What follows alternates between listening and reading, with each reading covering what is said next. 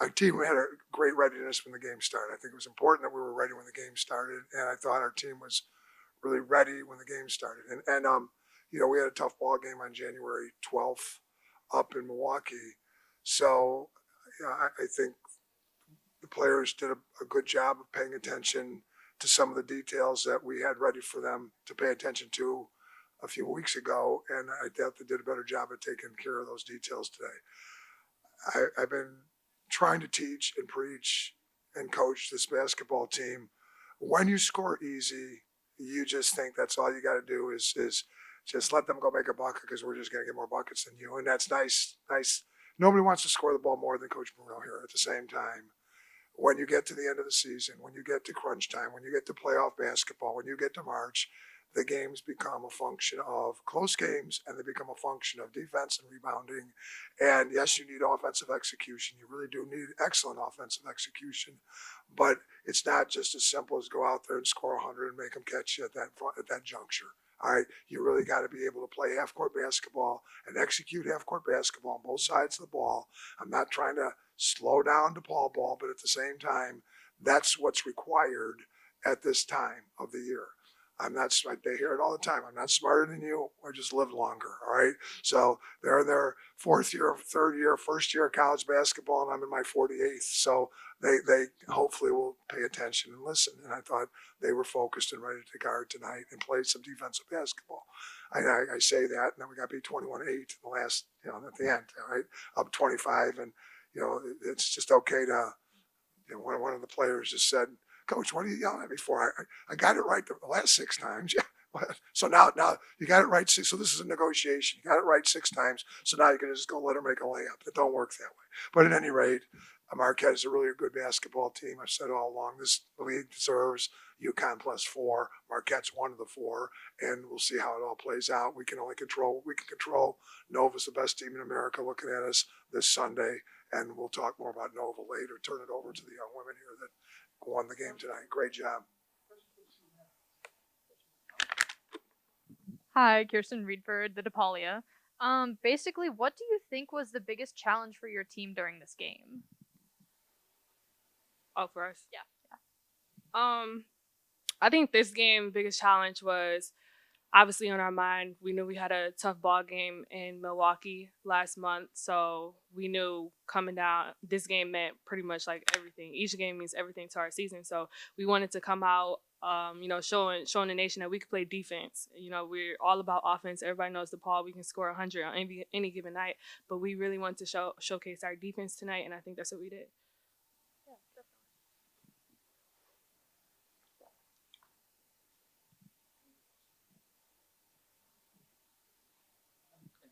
Go ahead. I got a list. Don't you worry.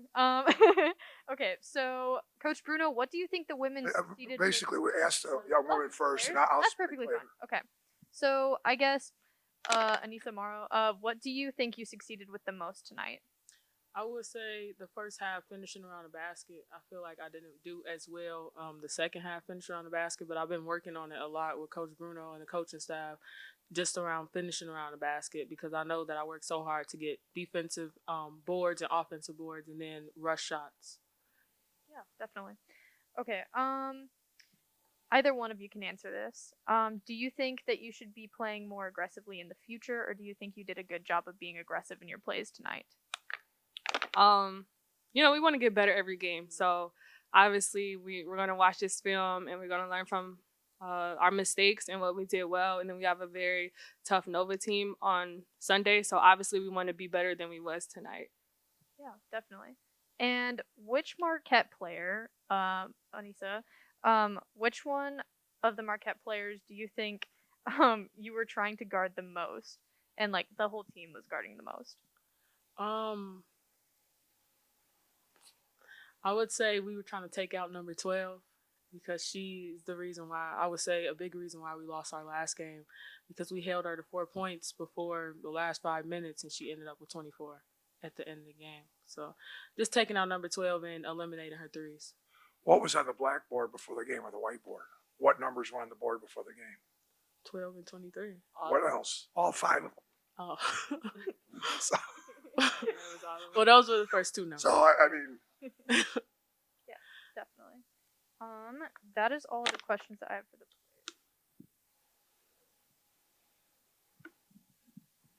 Aneesah, I have a question for each of you, and they're related. So, Aneesah, why do you think that you've been able to make such a strong transition from high school basketball to college basketball? I'm just wondering what your secret's been. Did you anticipate this kind of transition?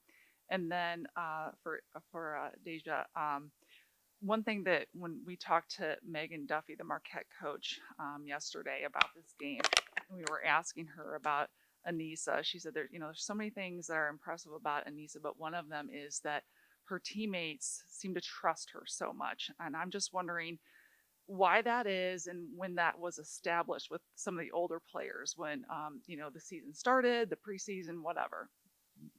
Oh, okay. I'll answer my question first. I feel like what's helped me have a big impact since I've been here is just the determination to get better every day. I know that I could, like we as a team, want to get better every game, every practice, and I just have a will and a determination to be better than yesterday, basically. And it comes with your teammates believing in you, your coaches believing in you, everybody trusting in you, and also wanting to help you with your process as well. Though, well, I had individual goals. I set individual goals for myself. I knew that there were going to be trials and tribulations, whatever you want to call it, ups and downs. But it's the process. You can't be great without bad days, so you have to trust the process. For me, I say, we trusted Aneesah when she came in this summer, and even in our open gyms, we seen that she was doing the stuff that we needed someone to do last year, as far as rebounding, and then as the season progressed, obviously we definitely started trusting her. After her first game, she dropped 30 in like 15 or something. So like, duh, I'm gonna trust her. So she definitely proved to us as soon as she stepped on campus, she's been very humble about it, and we just love playing with her, and I love seeing her growth as well. Yeah. Mm.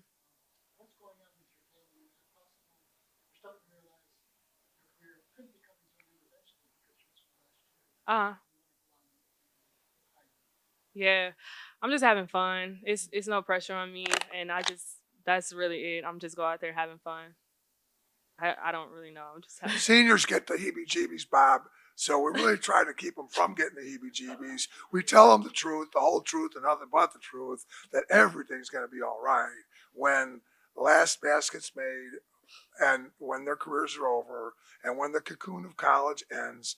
Every single senior as a college senior gets tight because even if you don't play basketball and you're just getting your degree, you've had 4 years of a cocoon, and now you got to go out into the big bad world and face it. You got to go get an apartment. You got to go get a job. And so every senior, and we really have taught to our seniors and really try to work with our seniors. This is experience again to try to put them in a place of everything's going to be all right. You're going to have options. Everybody's going to have options when this is over. But we're not trying to rush the cycle. Megan's got a question about. Well, you're fully in the cocoon right now. Being just a freshman, but going back to how you mentioned your growth, another double-double for you tonight. Where has the biggest growth been for you on the court this season thus far? I would say conditioning wise. I know the first few games or the first few practices were very tough for me. Tough for me playing DePaul ball, running. It's literally a running game, and it was very tough, like transitioning from high school to college. So I would say my conditioning, even though I still have to get better, but yeah. Do you have any goals left for the rest of the season that you can share with us? I would say to be consistent and continue to grow. Just keep them broad right now.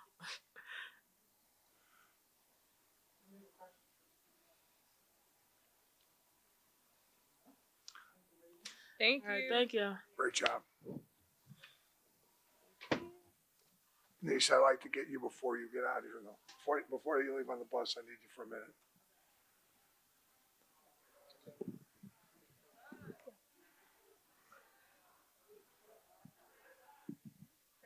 Okay. Coach Bruno, so what do you think the women succeeded with the most during this game? Say it again. What do you think the women succeeded with the most during this game? Well, I thought they came out with great energy. We really get boring up here saying things over and over again that are the same. But this is what coaches do. You try to get players to focus on details and focus on controllable details. And I thought they did a pretty good job of that, of just focusing on controllable details for the first and second quarter. I don't know that we played a great second half, but at the same time, the energy, readiness to play. There were some technical things that we thought we had to do different and better against Marquette, and I think we did that.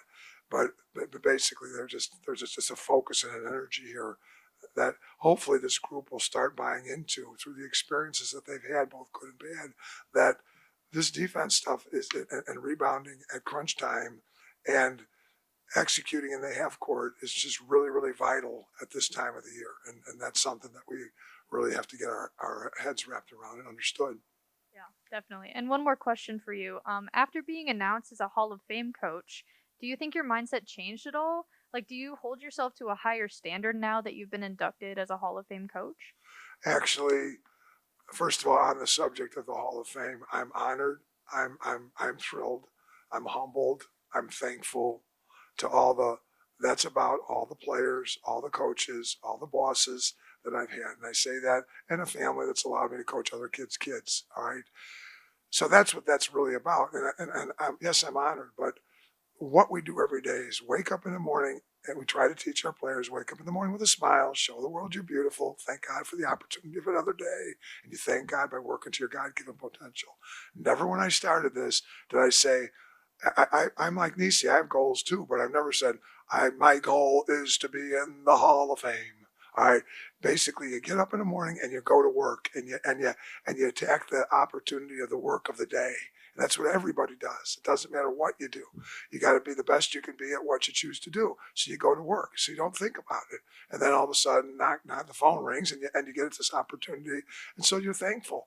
It was a major distraction. I mean, I'm thankful, but I don't know who else had to play, Marquette on Sunday. I mean, again, this happened. I was foolish enough after it happened, watching the game on Monday night, to think I was going to be able to answer my texts. So I started answering my texts. And at 3 a.m, I realized, you ain't going to be able, you're a fool. All right. You better get your butt back on Marquette. And so basically I was able to have my administrative assistant thank everybody on Facebook, thank everybody on Instagram, thank everybody on all the texts, and the personal text returns I'm going to be getting to as I can get to them. But I'm honored. But at the same time, this is about this team beating Marquette. This is what this is about. And nobody's going to, you ask me, do I hold myself to a higher standard? I just hold ourselves to a standard for this team. This team's got work to do to earn the right to play in the NCAA tournament. And that's all I could care about. And so finally last night, and again, I'm thankful to DePaul for recognizing me last night in front of the men's game and everything. I cannot tell a lie. George Washington, I watched the first half in my computer watching Marquette. The men were up there and I was down in my computer because we got to beat Marquette. So that's really the way I approach this and look at this. And again, I'm thankful, honored, but we got to move past this and roll up our sleeves. We got a big game on Sunday, and Nova's really good. They're really playing well. They beat UConn at UConn last week. UConn had Paige Beckers and Nelson Ododa in practice live today. Now I know why he wants to go to Xavier instead of Philadelphia, because he needs a little, whatever. I better shut up. All right. Yeah. Okay. That is all that I have for you. Thank you.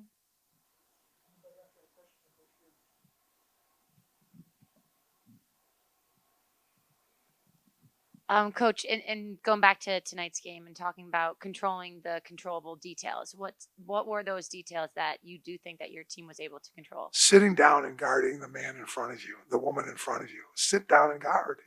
You have to own that, and that's that's just basic blocking and tackling of our sport. And there's a lot of people.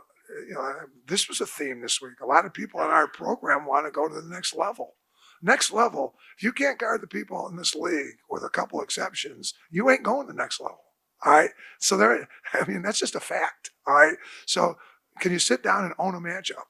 Can you want to own a matchup? Can you understand how the matchups work? What Marquette's trying to do? Play this game with some wisdom and some intelligence and some desire to make some stops. And everybody's got a rebound, not just Aneesah Morrow. I thought one of the best things Deja Church did tonight was one of her better games at getting rebounds and 50-50 balls. And I haven't even studied this yet. I don't even know how many rebounds she got, but she got in there and mixed it up some tonight. We had to get to the rim tonight, and we got to the rim, and I think that's important. So there's just a lot of little details here. Maddie Secrets is off the charts, a special player. That's not somebody I can just say sit down and own your own. I mean, that's a really special basketball player, and Brianna Hurley, he's really playing well, and Garzone is a really good basketball player too. So Nova's really good, and they've had 7 days off getting ready for us, and that's the luck of the draw, I guess. When you just decide to whatever. All right, don't get me started on that subject. But that's what the schedule is. What the schedule says it is, and we'll be playing on Sunday at Nova, and that's what we got to deal with. And Nova's the best team in America. That's how we approach every game. The next team is the best team in America. And when we get done with Nova, if we can, we still got a very tough closing weekend. Seton Hall just beat Nova.